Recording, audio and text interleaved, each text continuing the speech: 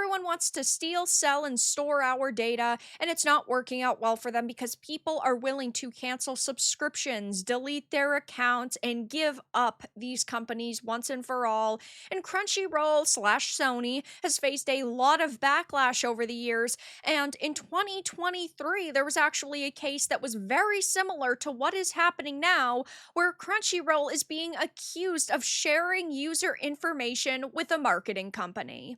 I have a few different things to show off, but before I get into the topic, if you enjoy the content I create, check out the links in the description, join the community in my live streams, and consider supporting through Patreon or YouTube memberships. Now, of course, we know that companies always want to take our information and do with it what they please. They don't really care if you feel uncomfortable with your data being sold.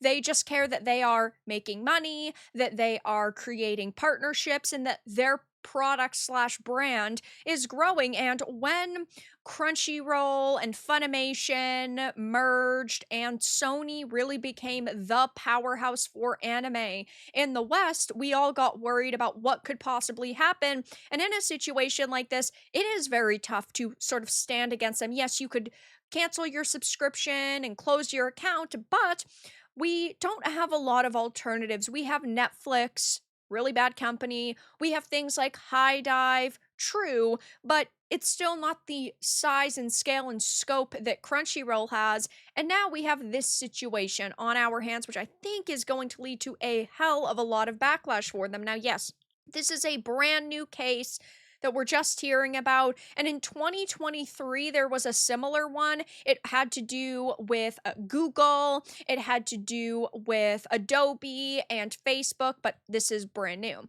So it says Crunchyroll is in hot water over allegations that it shared user information with a marketing company, leading to a class action lawsuit. Crunchyroll has been hit with a new class action lawsuit that claims the anime streaming service knowingly disclosed users' private viewing habits to a marketing company called Braze, per the Anime Corner. The plaintiffs argue that Crunchyroll shared their personal information, including email addresses, device IDs, and anime streaming history recorded in the Crunchyroll app with a third-party company without their consent. Now, a lot of companies unfortunately do this. They will take your information and they will trade it. And with the case of Crunchyroll, there have been situations like this before. That is true, but this should not be the norm. This should not be the standard. And it is good that we are talking about a company doing something bad and people standing against it.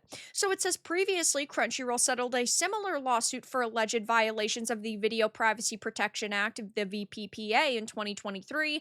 The $16 million settlement involved the use of the Facebook Pixel tool. At the time, Crunchyroll agreed to refrain from such tracking practices, and well, the lie detector has determined that that is a lie.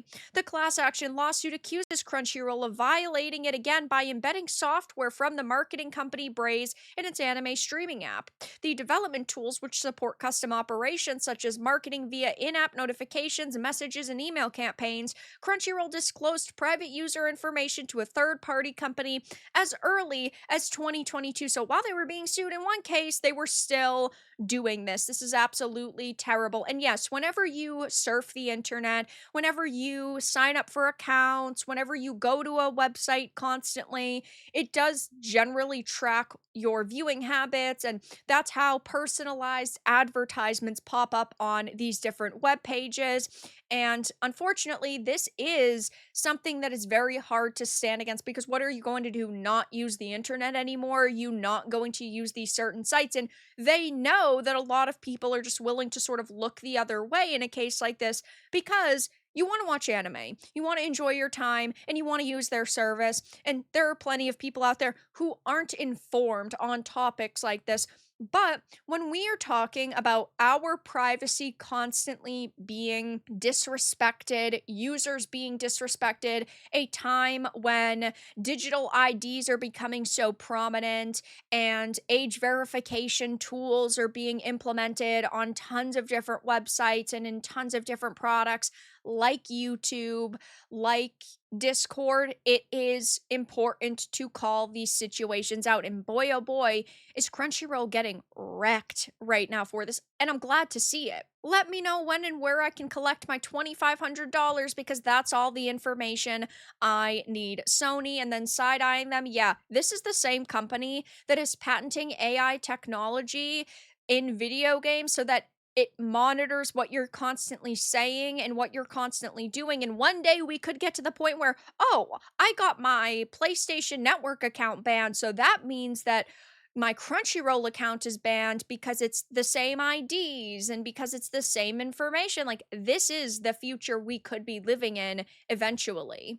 Bro, WTF, this is why we need competition in the anime streaming service industry. I mean, where is everyone else going to go to watch legally licensed anime? Yeah, you've got Netflix, you've got High Dive. There are a couple other smaller ones, but definitely not able to compete with these. And that is a very tough situation to be in. That's why people prefer to watch on pirated sites since you don't need to create an account to watch. And yeah, we are just going to continue to see pirating numbers skyrocket. And what are you supposed to say against that? People don't want their information to be stolen and sold, and they don't want to be violated. A company taking and sharing information, holy smokes, that's never happened. Good thing I don't use my ID to get into Discord or other sites. They wouldn't do the same even if they did. Ha, ha, ha. Crunchyroll's lawyers right now, and it's them being stressed as hell. Wait, I've had my account since I was under 18. So would that count as the minor subclass? And if so, either way, where can I get in on this? That's a serious allegation. If true, it could raise major privacy concerns for users of Crunchyroll. And this is the unfortunate part, is that there are a lot of people that are not going to know about this because a lot of the access media websites are not going to cover this. And sure, some posts do get a lot of attention on social media, but at the same time, there are a lot of normies out there who just sign up for these services, who don't constantly pay attention to what's happening on social media. And this is just a very unfortunate part of sort of the internet, is that a lot of people are uninformed about how bad some of these companies actually are. Multi-million dollar company is actually bad. What a shocker. And I mean, it's Sony, so a multi-billion dollar company. Crunchyroll's been going downhill ever since they made that terrible High Guardian Spice Slop a literal curse. Whew, yeah, I talked about that a lot when it released. It was a disaster.